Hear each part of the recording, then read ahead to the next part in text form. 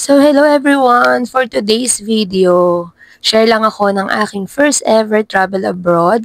So, because of Prive International, na-experience natin magkaroon ng incentive travel tour papunta sa Penang, Malaysia to attend an iElite training and to celebrate the 4th year anniversary ng Prive International.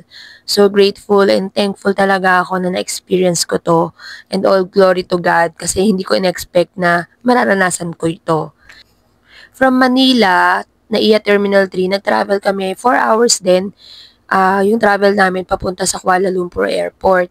Then after that, pupunta pa kami sa Penang, Malaysia. Siguro magta-travel din kami ng 5 to 6 hours. Kaso yung bus na sasakyan namin, ang travel time pa namin is alauna pa ng tanghali. So, waiting game muna kami dito sa airport kasi hindi pa namin alam na ganun katagal yung oras. So, kumain muna kami dyan, nagchika-chika. Then, pumunta kami sa nirent na Airbnb ng aming mga top-up plans kasi para makapagpahinga kami.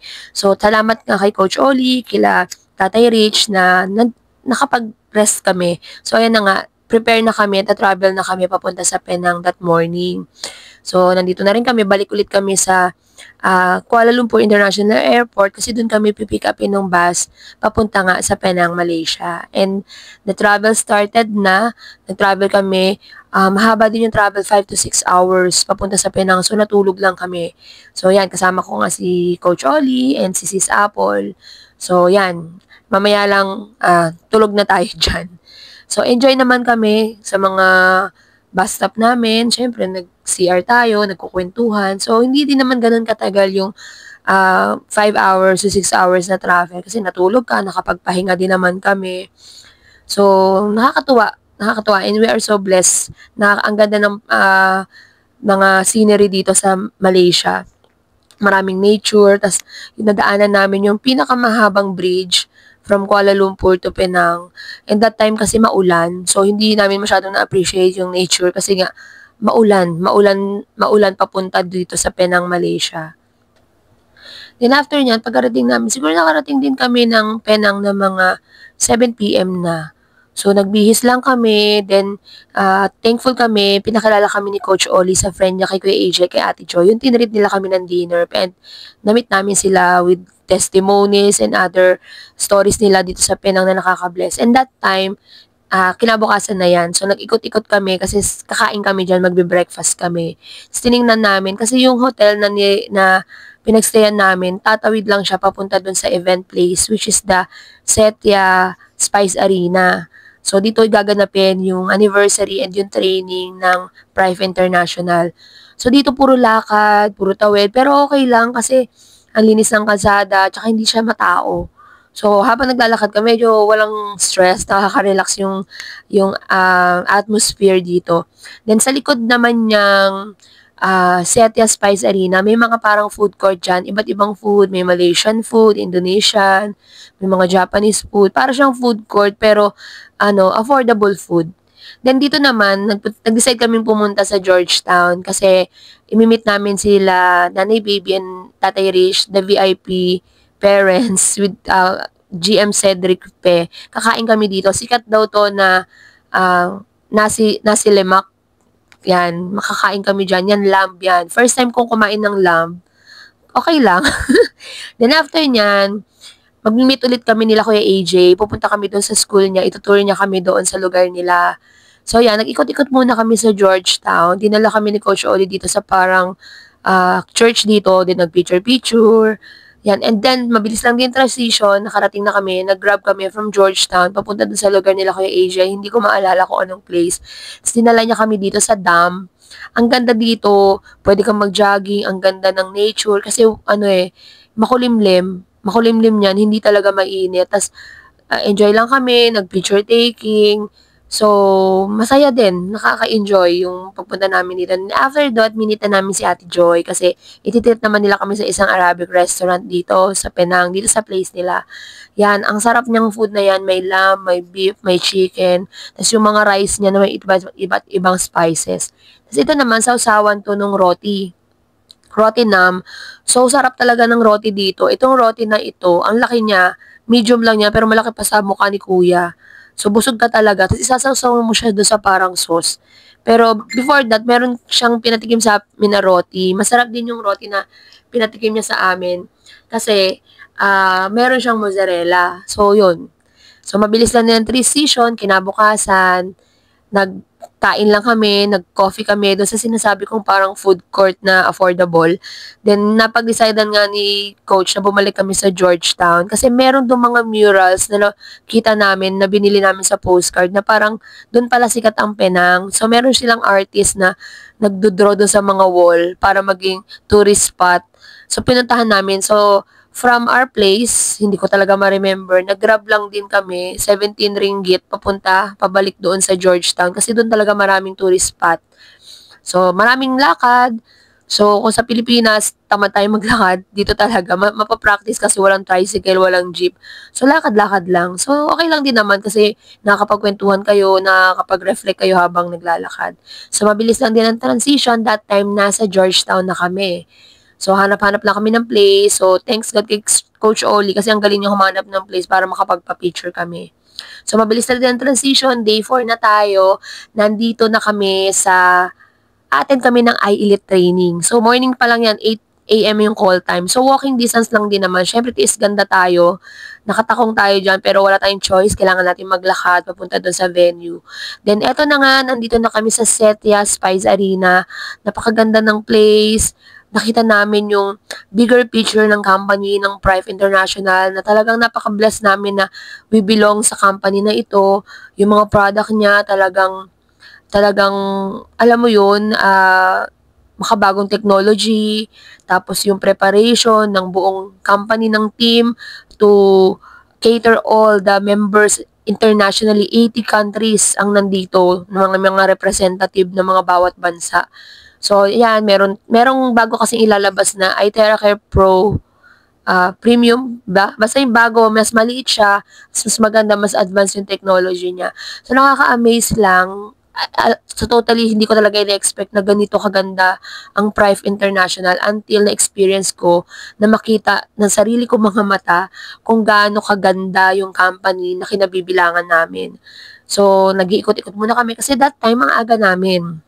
Siyempre, may registration pa. Actually, kami ang unang nagpa-register ni Apple dito. And ito yung mga ranking. Kasi meron ding ranking dito sa company. Depende sa mga sales na nagagawa mo. And this is the mga diamond. And so proud kasi all our ambassadors, yung mga pinakamatataas, all Filipinos. This is Ambassador Sarah and Mark Arriaga. Sila Ambassador Christian and Jasmine Baluran. Senior Ambassador si Amba Gloria and his husband, Benjamin Quaresma. Nakaka-proud maging Pilipino pag nasa ibang bansa ka. Sabi ko nga, ganito pala yung pakiramdam ng mga OFW pag napupunta sila sa ibang bansa. Lalo na kapag may nababalitaan sila mga kababayan nila. Like me. Imagine mo, this is Sapphire Director, Coach Ole Ronquillo, and Tatay and Rich and Nanay Baby Paredes, mga Sapphire Director natin, mga top leaders natin, na nandito sila. Diba? Imagine mo, akala mo mga simpleng tao lang, pero talagang may mga sinabi sila dito sa industriyang ito. And ang daming product dito na mabibili sa company ng mga discounted. Ito naman yung wall ng ating mga board of directors. Grabe, itong mga board of directors na to, napaka mga humble nila. Kahit makasalubong mo sila, magpa-picture ka, okay na okay lang. Wala silang mga bodyguard. Talagang alam mo yon, kita mo yung humbleness sa kanila. This is BOD Casey Tan. This is si AC Ko. This is Dr. Jimmy Chong. And this is Dr. Stephen Lai. Diba, lahat sila Malaysian Chinese na talagang napaka-humble, tumutulong sila sa mga tao sa buong mundo na mabago yung buhay nila. Nakakatuwa lang kasi, imagine mo, itong mga BODs na to, talagang, game na game sila sa mga pagkanta, sa pag-perform, kahit ano ginagawa nila to entertain. And that time, nagpa-sample kami nung parang pinapatak sa mata. And si Apple nga yung unang client nitong ni Madam na Malaysian siya, Malaysian product siya. pinapatak siya sa mata na parang na-rejuvenate niya yung mata mo, yung stress mong mata. Malalaman talaga nila na stress ka, puyat ka. Then after mo siya gamitin sa mata mo, mararamdaman mo talaga yung pagbabago. Isang mata nga lang yung tinry sa amin. So, nung umokay, hindi pantay yung mata namin. Pero hindi na kasi kami nakabalik kasi sobrang dami din nung tao na nagpapasample. Siyempre, nakakaya naman, bigyan din natin ng opportunity yung iba na maka-experience.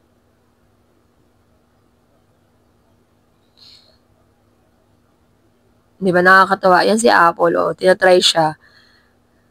So, that time, minamassage-massage ni madam, yung kanyang eyes kasi ganun din yung procedure. Actually, that product wala pa siya sa Philippines. Kasi ang nangyayari, parang sa bawat bansa, meron silang mga product na ini-endorse. So, itong product na to, sa Malaysia pa lang siya available. Wala pa siya sa Philippines. So, pero yung iTera Care, which is the frequency device, yun talaga yung flagship product na hawak-hawak ng Prive International. And after that, pumasok na kami dito sa loob. Syempre, para makahanap kami ng mas magandang place ng upuan. Tingnan nyo, imagine mo, early bird talaga kami, wala pa mga tao, pero nandito na kami sa loob. So, waiting na lang kami dyan mag-start. Then, nag-start na yung training, may mga different speakers from different countries na nag-testimony. Tapos ito, yung ipaparaffle na car. 4 yan. So, nakakatuwa kasi 2 Pilipino ang nanalo ng car, tas isang Indonesian, tas isang Malaysian. Di ba nakaka-bless talaga? Imagine mo yung favor sa Philippines na 2 kababayan natin ang nanalo ng sasakyan. Talagang sobrang galante ng company na to the point na kaya nilang magpabigay ng 4 na sasakyan dahil nga 4th year anniversary nila. Kaya pa-party-party kami dyan kasi kailangan hindi ka antukin. So yan, nakakatuwa, nakaka-bless dito kasi iba't ibang nationality yung nakikita mo, iba't ibang energy kayo. Siyempre tayo, proud to represent tayo Philippines. Kasi nga, siyempre, yung mga leaders natin dito, grabe yung pagsisikap nila para maabot nila yung kung saan sila nandoon ngayon. And this is the Malaysian na entertainer. Nag-entertain na sila, I don't know, hindi naman yan. Kasi may pa-contest din sa bawat bansa kung sino yung mga participant ng bawat bansa, merong mga performance. Then after niya, nag-lunch time na, lumabas kami ni Apple. Kumain lang kami sa isang Chinese restaurant na malapit na sa hotel na pinag-stayan namin. Ito yung mga booth. May booth tayo ng Miracare. Nandyan yan sila, yung ating mga ka-team. Nagpa-pre-sampling sila, nagbibenta din sila ng product. Kaya bumalik na rin tayo sa taas. Then, may ikot-ikot lang kami. Imagine, 80 countries and region meron ang iTera Care sa buong mundo. And syempre, proud tayo na isa sa mga bansang ito is yung Philippines. Ang dami talagang kababayan natin ang gumaling sa mga karamdaman nila, na bago yung buhay nila. Hindi lang sila naging okay yung health nila, pati yung wealth nila talaga. Because alam natin talaga na itong product na to, yung business na to, can help other people. Talagang yung makabagong technology talagang niyakap ng Prive International, which is sinishare sa bawat bansa. And napaka-bless natin na tayo sa Philippines talagang isa tayo sa mga bansa na meron ito. So, yan. So, pecha de peligro na yan after lunch na. So, kailangan talagang mag-energy tayo kasi yan na yung panahon na aantokin ka. So, actually, this training naman, ang dami naming natutunan na yung pag-motivate, hindi yan dapat sa ibang tao nanggagaling. Kunyari, nanggagaling yan sa sarili mo. Kailangan self-motivated ka and you have to be intentional in doing something. Di ba sabi nga, kung ano yung fino-focus mo, doon ka magkakaroon ng breakthrough. Kasi di ba, halimbawa, yung lens ng, di ba, yung magnifying, di ba, pag tinutok mo siya, nag-aapoy siya. So, ganun din tayo.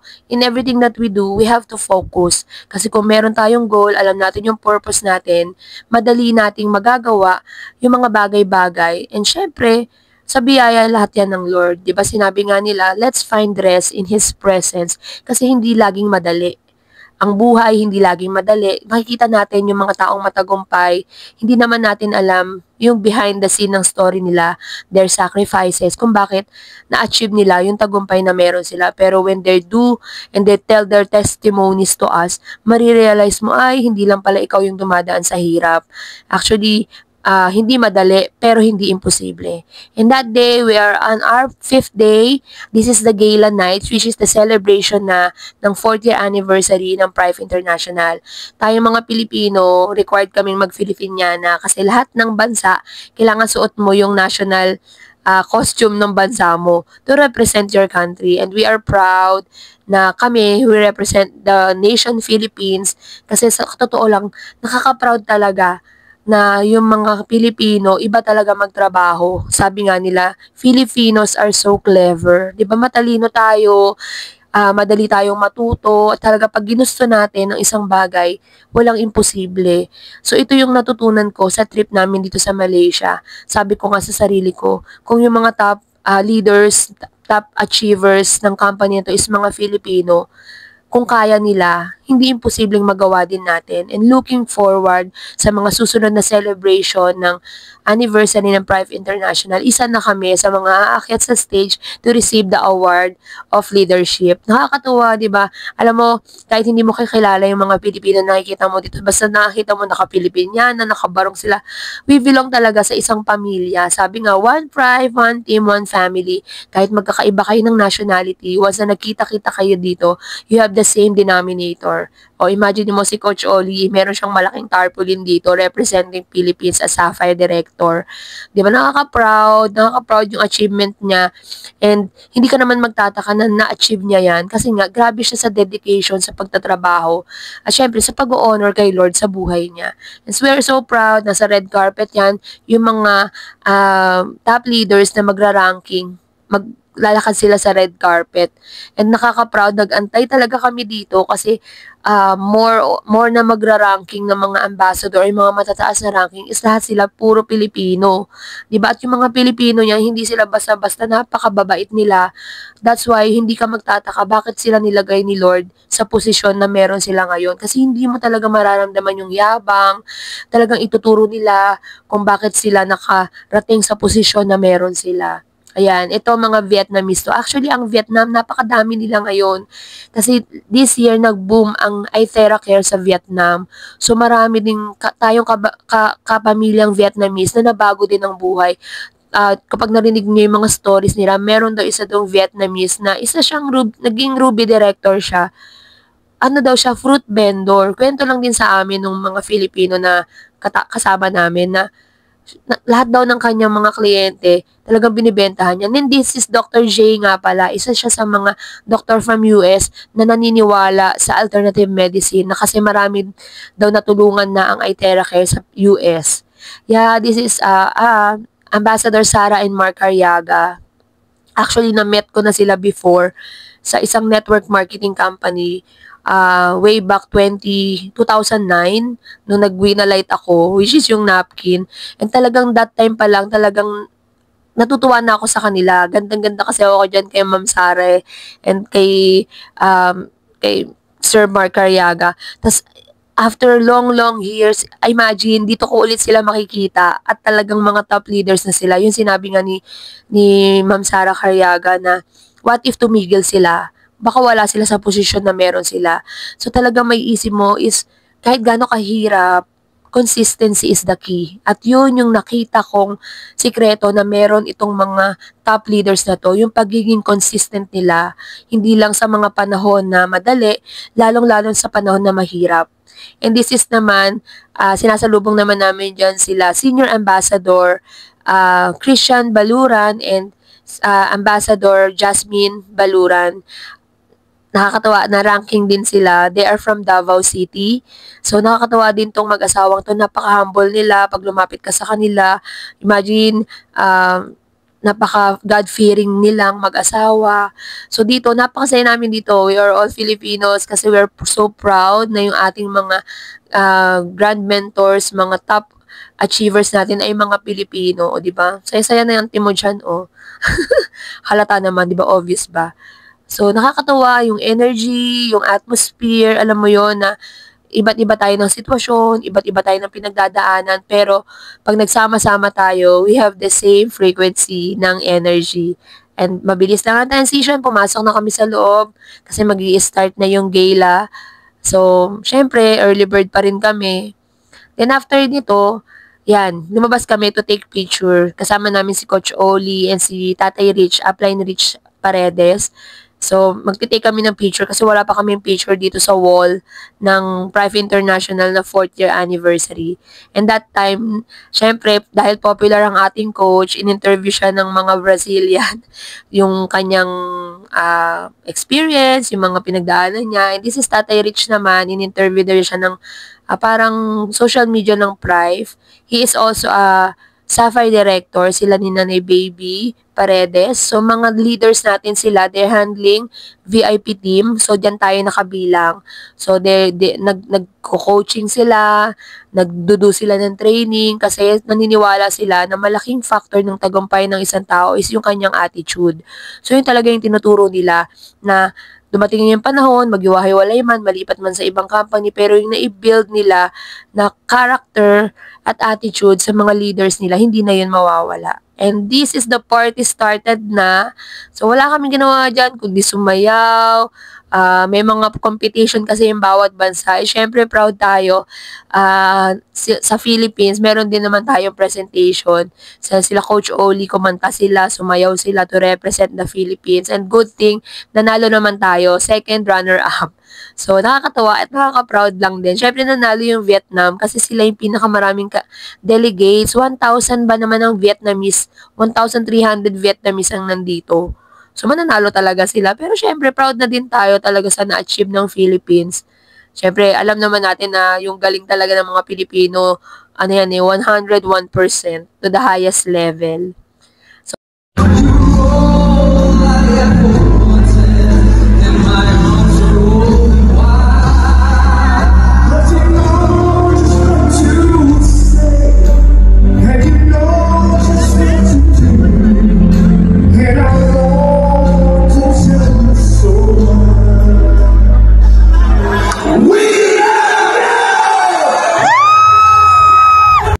natapos siguro ang event by 11 PM na. Then, kinabukasan na yan, travel na kami, pabalik na kami ng Kuala Lumpur, kumain na kami sa isang Chinese restaurant again, nag-breakfast, nagkape, then pumunta na kami sa hotel kung saan pipick upin kami ng bus, which is dun sa Amari.